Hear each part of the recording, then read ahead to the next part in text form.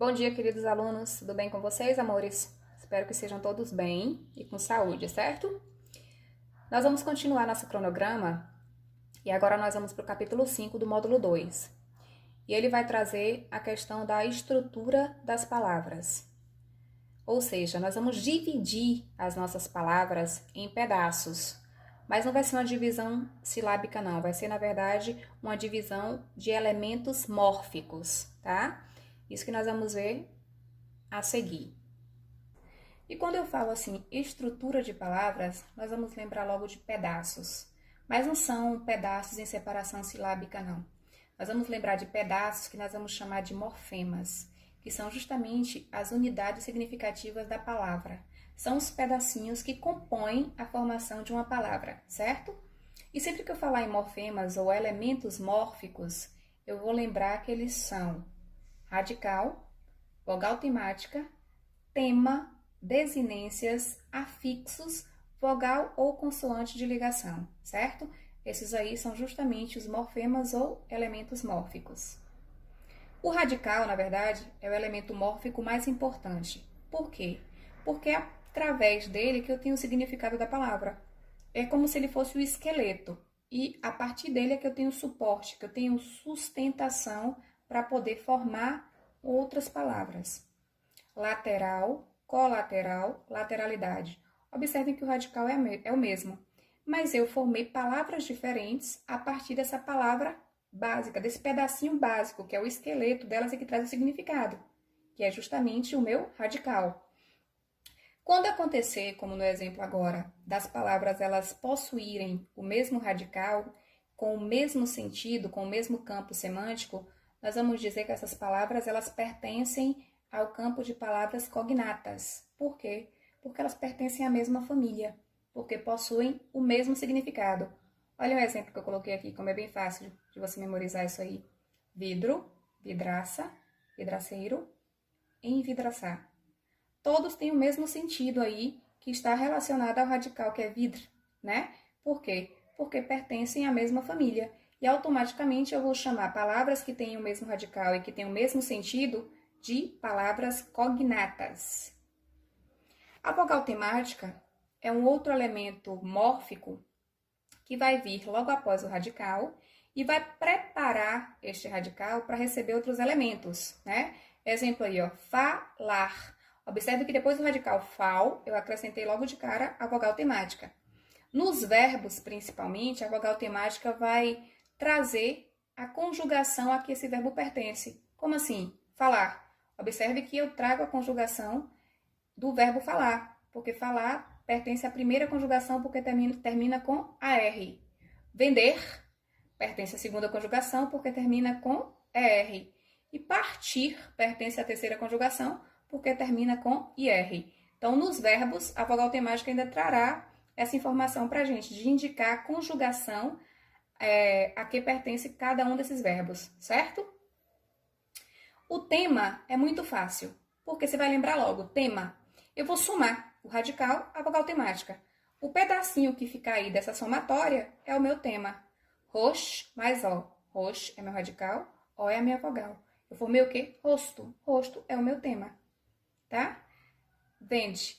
Eu coloquei vende mais que é a vogal temática. O que acontece? Eu formei que palavrinha aí, que pedacinho? Vende. Então, vende é o meu tema. Vai ser a junção. Mesmo que eu tenha outros elementos mórficos depois, o tema vai ser só o pedacinho que representa o radical mais a vogal temática, certo? Por isso que é bem fácil. Os afixos vão ser elementos, na verdade, que vão se juntar ao radical e vão formar uma palavra nova. Eles vão, na verdade, servir para isso. São pedacinhos mesmo que nós vamos juntar ao radical e formar palavras novas. Só que esses afixos, eles podem ser classificados em dois tipos, prefixos e sufixos. Os prefixos são os afixos que são colocados antes do radical. Eu coloco um pedacinho antes do radical e formo uma palavra nova. Exemplo, feliz é meu radical. Eu acrescentei o prefixo in e formei uma palavra nova, infeliz, tá? Observe o segundo exemplo, quando for o sufixo, porque o sufixo eu coloco depois, o prefixo eu coloco antes do radical. Olha o exemplo aqui do sufixo. feliz, que é o mesmo radical que eu usei, mais mente, que é o sufixo. Eu formei que palavra?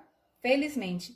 Então, eu posso juntar um pedacinho ao meu radical e formar uma palavra nova. Como é que eu vou chamar isso aí? Eu vou chamar de afixo.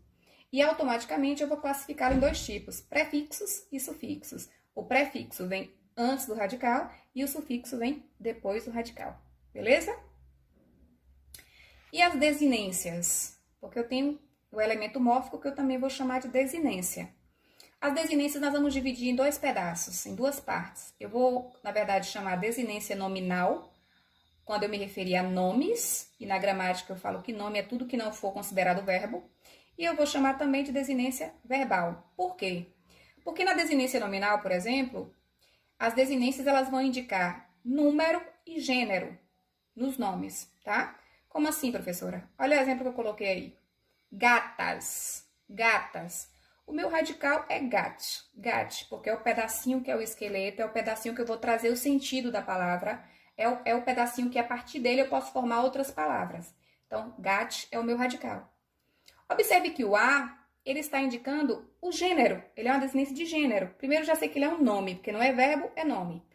Eu poderia mudar, eu poderia colocar gato. Então, quando houver essa flexibilidade de você mudar gênero e número, nós vamos ter uma desinência nominal. Por quê? Porque nós temos palavras que são nomes e que podem ter essa flexibilidade em mudança de gênero ou de número. Eu coloquei gatas, mas poderia ser gata, poderia ser gato, poderia ser gatos. Então, observe que há essa flexibilidade. Eu posso mudar de acordo com o gênero e de acordo com o número as palavras indicadas, que aqui em questão são nomes. Por isso que são desinências nominais, porque eu estou me referindo apenas a nomes. E o outro tipo de desinência? O outro tipo de desinência vai ser uma desinência verbal. Só que a desinência verbal, ela vai indicar modo, tempo, número e pessoa dos verbos, tá? E assim não fica tão difícil quando você aplica, não, porque automaticamente o verbo vai te dar essa informação. Observem o exemplo aí. Falávamos, falávamos. O fal vai ser o meu radical. O a vai ser minha vogal temática, que eu já falei para vocês, que justamente vai indicar a conjugação do meu verbo. Beleza. Agora, se eu disser assim, falava, ó, falava, ele falava, ela falava, eu já estou automaticamente mostrando que era quando ela falava e indicando o modo, que poderia ser indicativo, subjuntivo ou imperativo. Então, esse pedacinho aí, eu vou ter a certeza de que ela falava, a incerteza de que ela falava, neste caso aí a certeza porque o modo seria indicativo. Então, o pedaço em si vai indicar desinência de modo e tempo, tá? Porque era quando ela falava e o modo como ela falava. Agora, observe outro pedacinho. Falávamos, falávamos, mus. Quem falávamos? Quem? Nós. E automaticamente, quando eu falo nós, eu estou indicando que é a primeira pessoa do plural. Ou seja, esse pedacinho aí, essa desinência vai indicar número e pessoa, certo? Por isso que o verbo, eu vou ter a desinência, na desinência verbal, uma desinência que vai indicar modo e tempo e uma outra desinência que vai me indicar número e pessoa. Uma pergunta que pode surgir, professora, em todos os verbos vão aparecer as duas desinências? Não, eu poderia ter só falava. E aí, nesse caso, nós não teríamos a desinência de número e pessoa, só teríamos a desinência de modo e tempo, certo? Vamos agora às vogais e consoantes de ligação. Esses elementos aí, na verdade, como o próprio nome já diz, eles têm a função de ligar. Como assim? Eles vão ligar o radical ao seu sufixo, né? Então, eles têm essa função predominante. Ele vai ligar, seja uma vogal ou uma consoante, ele vai ligar o radical ao sufixo. Exemplo, floricultura. O radical flor, mais o sufixo cultura. Observem que para formar a nova palavra, eu precisei de uma ligação, porque senão ficaria floricultura. Eu usei aí, neste caso, uma vogal, que foi o i. Então, ficou floricultura.